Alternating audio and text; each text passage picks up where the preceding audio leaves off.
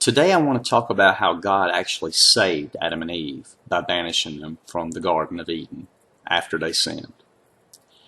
We'll start by looking at Genesis 2:9, where at the center of the garden, God placed the tree of life and the tree of the knowledge of good and evil.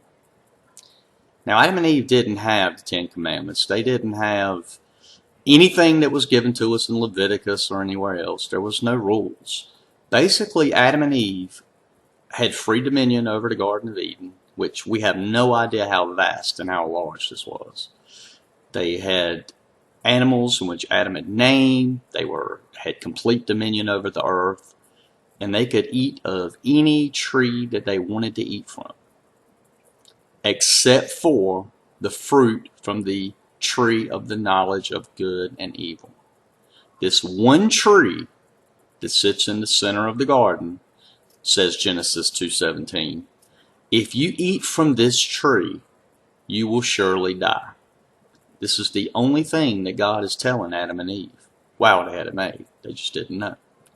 But this just proves that even in a perfect environment, we always say, that poor kid over there, if he had better home life, he'd be a Christian.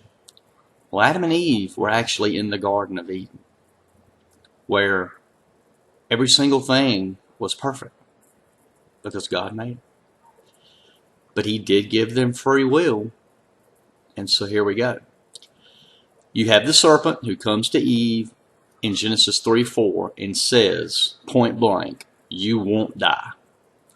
Then in Genesis 5, he states that your eyes will actually be opened. You will become like God, knowing everything, both good and evil. Well, this is the ancient promise, and people still use it today, of knowledge. Everybody wants more knowledge. It seems pretty amazing that Adam and Eve were placed here to live forever, and God never intended on them knowing evil.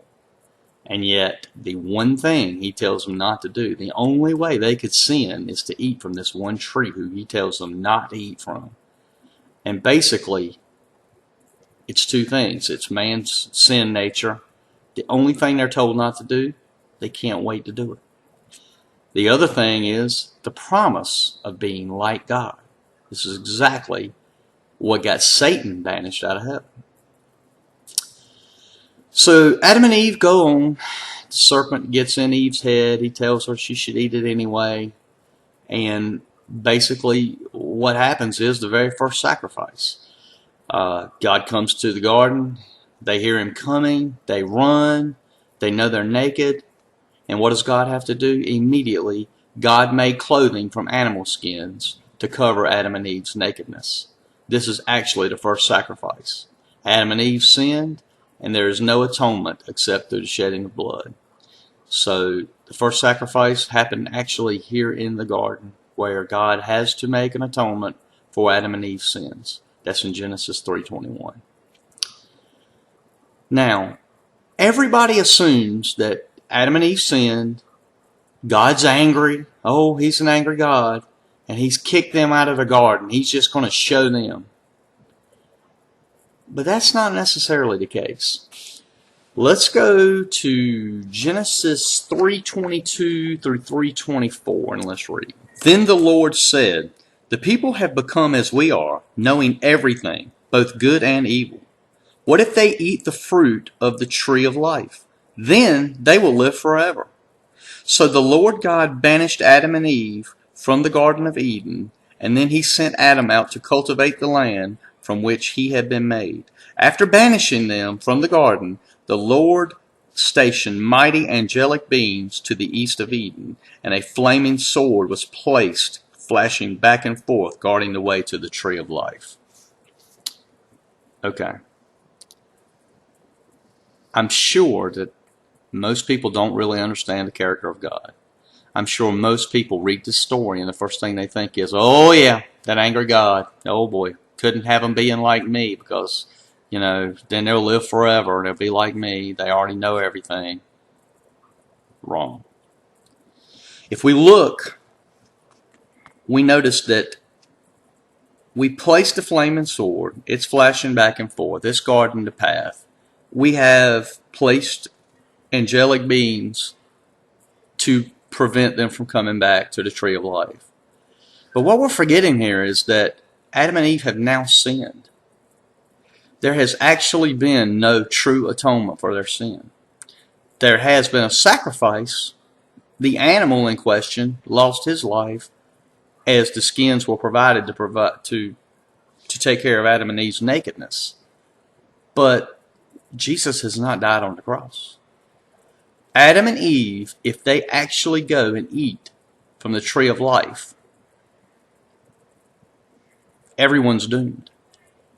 There is, being born into sin is one thing as we are today, but there would actually be no atonement for sin. Adam and Eve would be in their sin, in a sin state, unredeemed forever, for eternal life. God was actually saving Adam and Eve and their soul by allowing them to be placed out of the garden, unable to eat from the tree of life, able to wait in Hades, in paradise, for God to send Jesus from the throne to come to earth and die for their sins. And in this way, Adam and Eve are capable of being in heaven today, based on God not allowing them to eat from the tree. It's that simple. People just truly don't understand God's nature. And even the curse. We see Adam and Eve in the garden with all this time on their hands. Adam and Eve, had they had to work for the fruit or till the land or do any of these things as they had to do after they sinned, they probably wouldn't have had time to be talking to the serpent in the first place. As it is, God puts the curse on the land, sends them out of the Garden of Eden, and Adam is immediately to begin cultivating the land. We're going to keep him busy. We got thorns, we got thistles. We have things that are going to keep Adam busy for a long time. He will not have time to be hanging out with the serpent. He will not have time to be listening to the voice of Satan as he calls out, wanting to stray you from things that are what God intended. Nope, from here on, they'll have a lot of time to think about that sin and possibly what they should have done instead of what they did. And again, people just simply don't understand the nature of God. But what we can do is we can look at this and understand that you are to trust God. You can go immediately to Proverbs 3:5, and we see that you trust in the Lord with all your heart and lean not on your own understanding. All the way back in Genesis 2 and 3. This is what should be taking place, is trusting in the Lord. The Lord had already told Adam and Eve. He came and walked with them in the cool of the day in the garden every evening, and it wasn't enough for them. They still felt like they needed more knowledge. The one who created all knowledge was walking with them, and they could have said, hey, God, what about this? Hey, God, what about that? But no, they had, because of the sin nature, they had to go and commit the only sin they could, which is to eat from the only tree that God told them not to eat from. Let's also look at Romans 8:28. For we know that God causes all things to work together for the good of those who love Him and are called according to His purpose. So again, just like in the garden, when I'm sure Adam and Eve are thinking, wow, all we did was we did one thing wrong and He's kicked us out of the garden. This is for their own good. And plenty of things happen to us in this day and time. And I'm sure that we just don't see it. Maybe it's a promotion you didn't get, a job you didn't get. God always works together.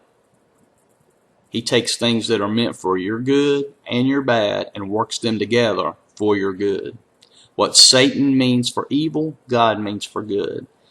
And for those who love Him or are called according to His purpose, God will weave everything for your good.